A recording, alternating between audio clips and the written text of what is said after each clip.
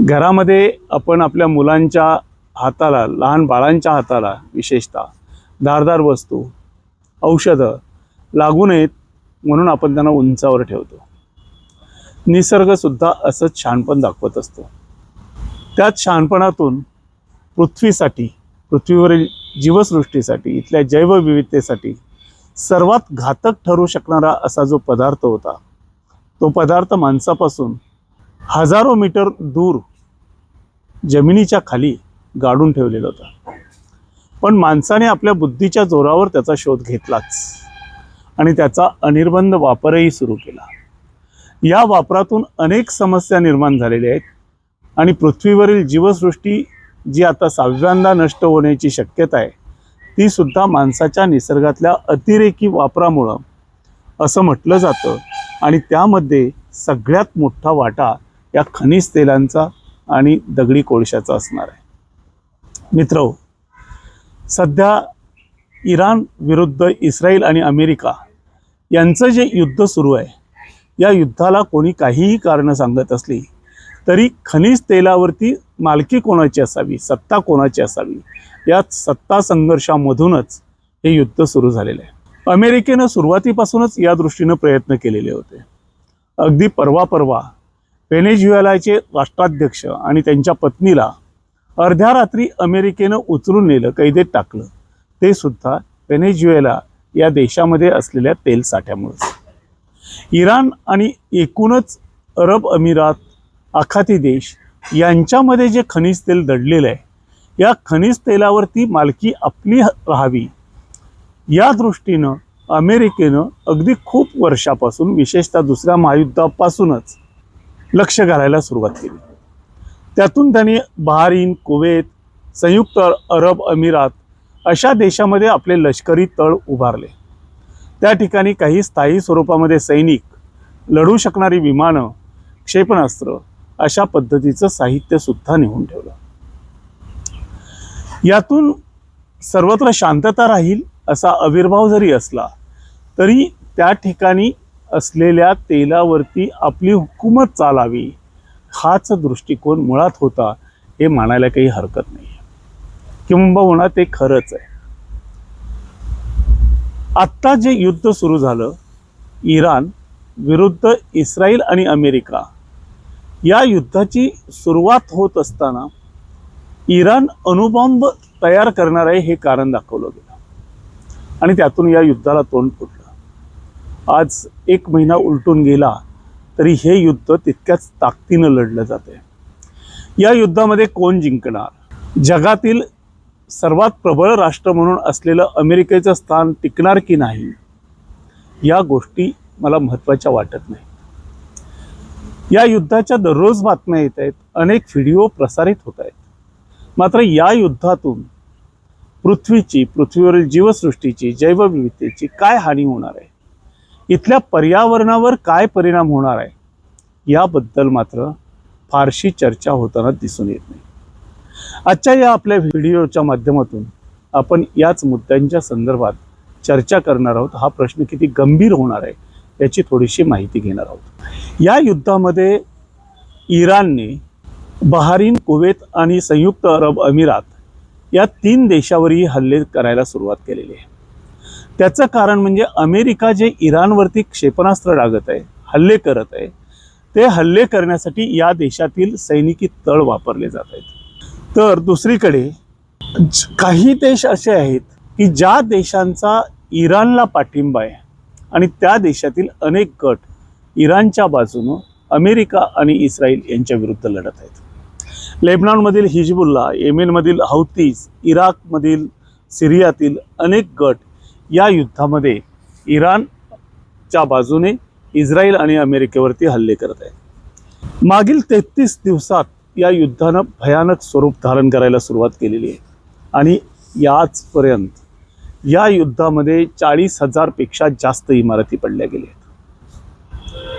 मागच्या 30 दिवसातला साधारणपणे आपण आकड्यांचा विचार करत आहोत. इराण, इस्रायल या 2 देशातल्या, त्याचबरोबर बहारीन, कुवेत आणि संयुक्त अरब अमिरात या देशातल्या, दुबई या भागातल्या 40,000 पेक्षा जास्त इमारती आत्तापर्यंत उद्ध्वस्त झालेले आहेत. कोणतीही इमारत पडत असताना त्याच्यातून उडणारा धुरळा, हवेत मिसळणारी धूळ याची आपण कल्पना करू शकतो. 100 लाख टन कार्बन उत्सर्जन आत्तापर्यंत झालेलं आहे आणि हे जगातल्या 28 देशांनी जेवढं कार्बन उत्सर्जन केलं असतं वर्षभरामध्ये, अशा 28 देशांच्या बरोबरीनं कार्बन उत्सर्जन झालेलं आहे. आत्तापर्यंत क्षेपणास्त्र, ड्रोन्स आणि विमानं उडवण्यासाठी 5,000 लाख टन इंधन वापरण्यात आलेलं आहे. एकूण अमेरिका आणि इस्रायलनं इराणवर डागलेल्या क्षेपणास्त्रांची संख्या ही 9,000 पेक्षा जास्त आहे. तर इराणनं 1,000 पेक्षा जास्त क्षेपणास्त्र डागलेले आहेत, तर 1,000 पेक्षा जास्त ड्रोनचा वापर केलेला आहे. या युद्धाचा परिणाम थेट मानवावर जो झाला आणि ज्याची चर्चा आपण दररोज ऐकतो, तो म्हणजे प्रति बॅरल $70 ते $75 असणारा इंधनाचा, कच्च्या तेलाचा दर हा $120 ते $125 पर्यंत पोहोचलेला आहे. 9 देशांना एकूण प्रत्यक्ष झळ बसत असताना चीन आणि रशिया वगळता संपूर्ण जगाला या युद्धाची झळ मोठ्या प्रमाणात बसताना दिसून येते.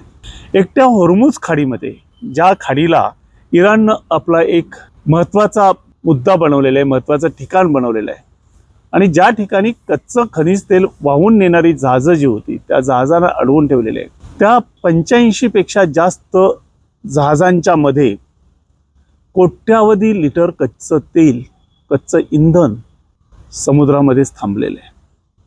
यापैकी एखाद्यावर जर चुकून हल्ला झाला तर ते कच्चं तेल पेट घेऊ शकतं, त्याचप्रमाणे कच्चं तेल समुद्रावरतीही पसरू शकतं.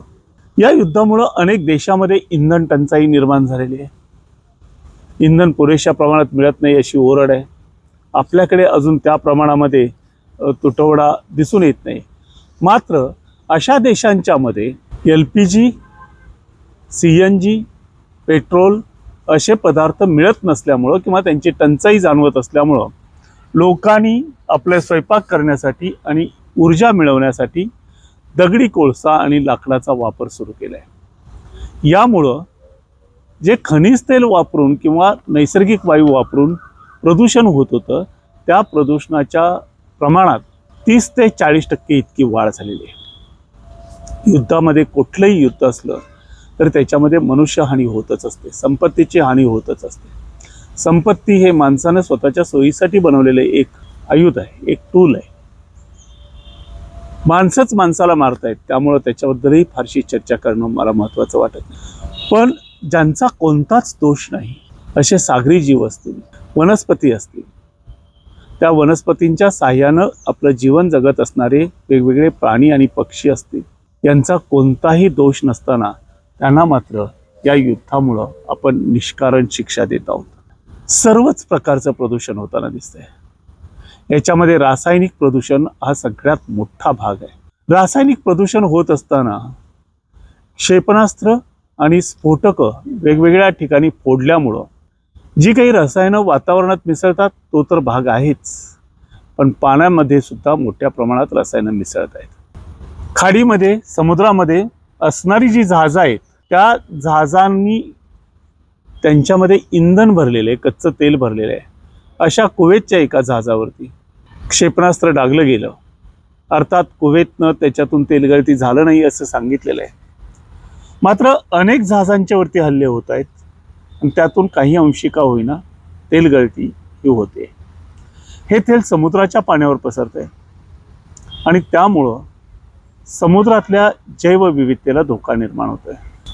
दुसरीकडे ज्या ठिकाणी क्षेपणास्त्रांची निर्मिती होत होती, स्फोटकांची निर्मिती होत होती, अशा इराणमधल्या ठिकाणावरती इस्रायल आणि अमेरिकेनं हल्ला केला.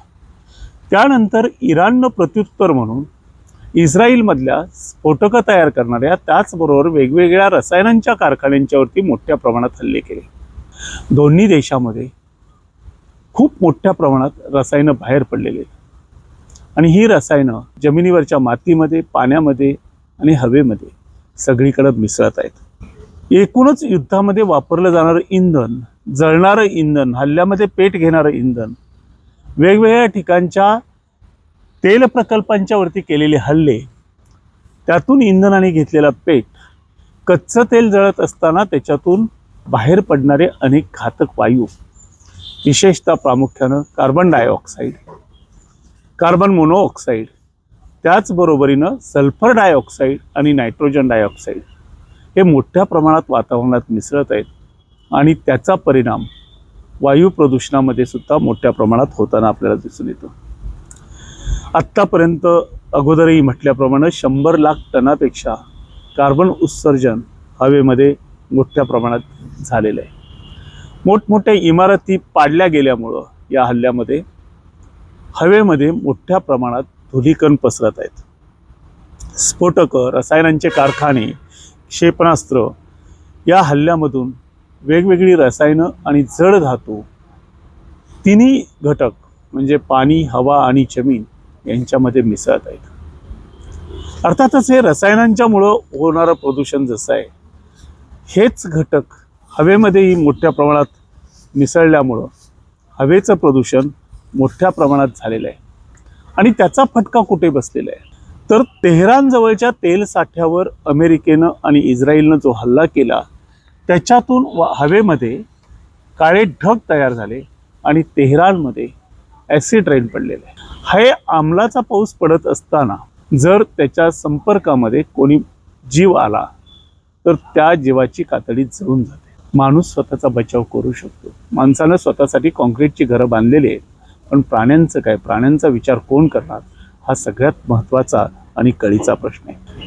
हवेत carbon dioxide, nitrogen dioxide, sulphur dioxide असे घटक मिसळल्यामुळं, धूलिकण मोठ्या प्रमाणात मिसळल्यामुळं 1 कोटीपेक्षा जास्त लोकांना श्वसनाचा त्रास व्हायला लागलेला आहे. यातून दमा, खोकला असे आजार निश्चितच उद्भवतात. श्वसनाचा त्रास होत असल्याच्या 1 कोटीपेक्षा जास्त लोकांच्या तक्रारी ह्याच खूप बोलक्या आहेत.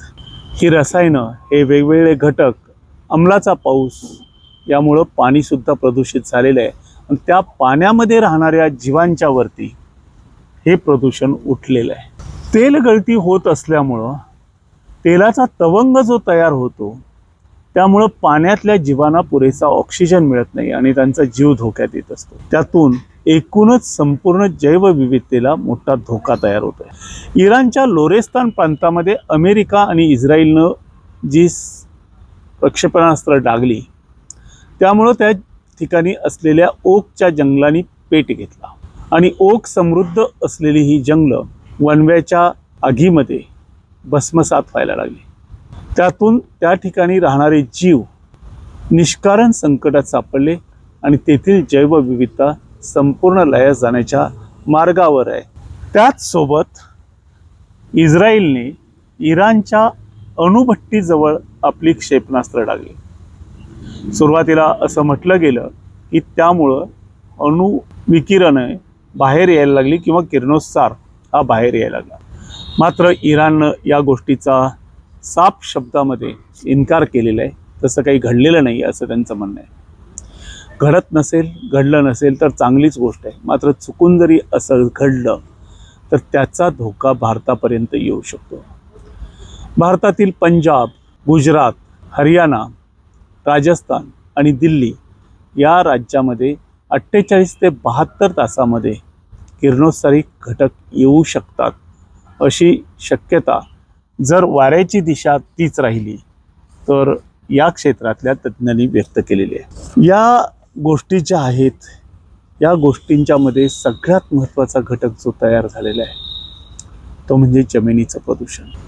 वेगवेगळे क्षेपणास्त्र, स्फोटकं ज्यावेळेस फुटत आहेत त्यावेळेस त्याचा प्रचंड प्रमाणामध्ये कचरा हा शेतामध्ये पसरतोय, जमिनीवर पसरतोय. तो कचरा गोळा करायला कित्येक वर्ष लागतात. इतका प्रचंड प्रमाणात हा कचरा तयार होतोय. हा कचरा जरी गोळा केला तरी ज्यावेळेस स्फोट घडलेले आहेत त्यावेळेस त्या स्फोटामधून बाहेर पडलेली वेगवेगळी रसायनं जी आहेत त्यामुळं तिथल्या मातीचं जे आरोग्य होतं ते आरोग्य मोठ्या प्रमाणात बिघडलेलं आहे.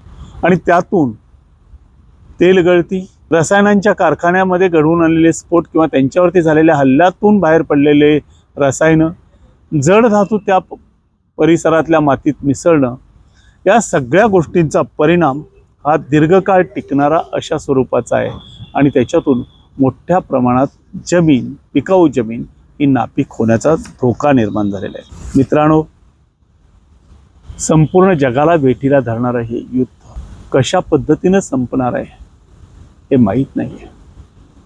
हिंद द्वीपकल्पातील संस्कृती ही सर्वांना बरोबर घेऊन जाणारी.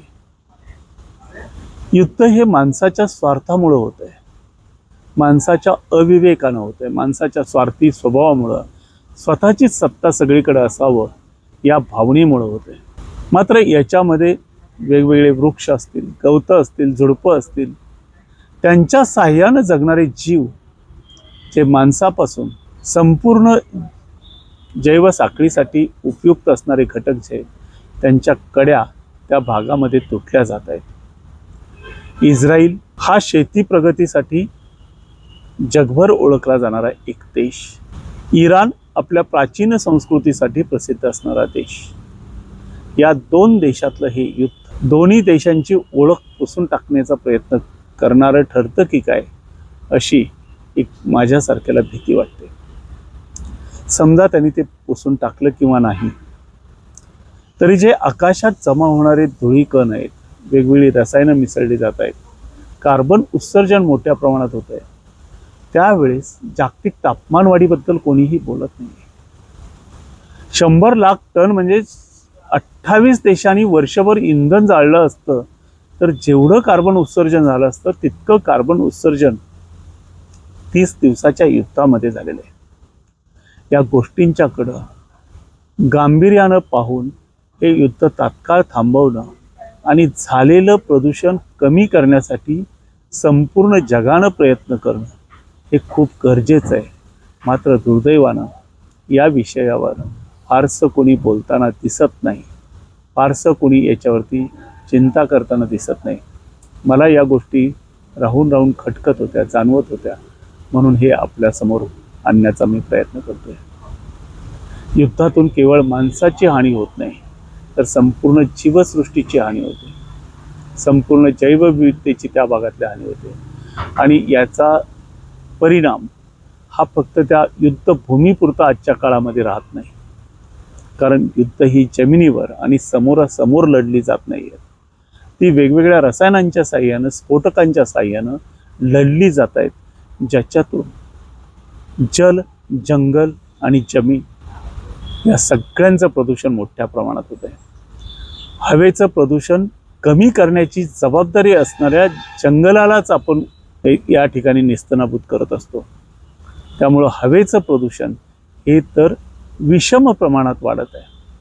या सर्व गोष्टीचा विचार प्रत्येकानं करण्याची गरज आहे आणि हे युद्ध संपवण्यासाठी संपूर्ण जगातल्या जाणकारांनी लक्ष घालण्याची, ते थांबवण्यासाठी प्रयत्न करण्याची गरज आहे.